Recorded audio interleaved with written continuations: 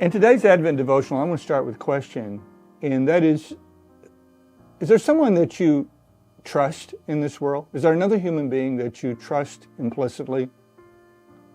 Someone who has always, to the best of their ability, kept their word?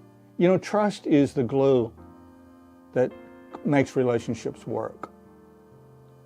And I love the Christmas story, because within the Christmas story, there's a, I won't say a deeper meaning, but there's an expanded meaning, and that is it affirms that God is a God we can trust.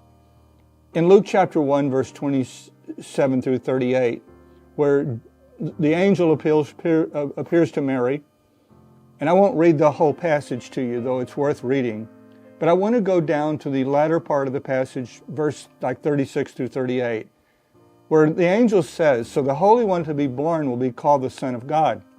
Even Elizabeth, your relative, is going to have a child in her old age, and she who was said to be unable to conceive in her 6th month is in her 6th month.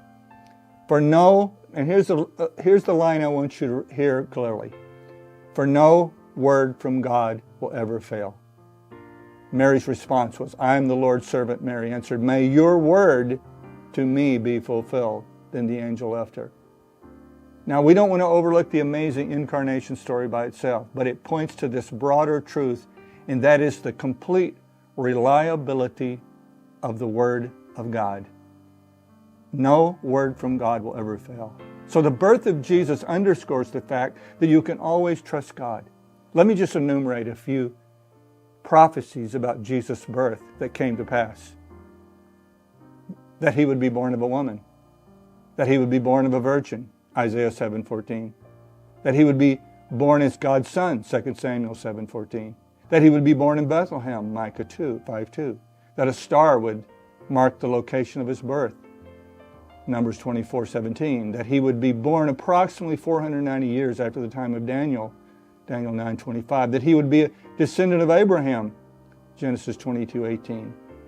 That he would be a descendant of David, 2 Samuel 7:12. That he would be from the tribe of Judah, Genesis 49. That wise men would worship him and bring him gifts.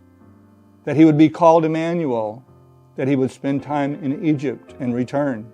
That Gentiles would seek him. That he would be born in a time of great suffering. I could give you about 10 more of those with scriptures to prove it, but that's not necessary today.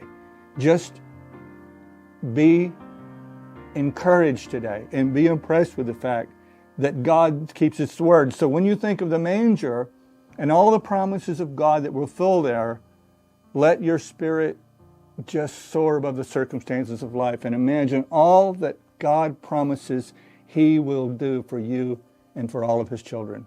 Be encouraged.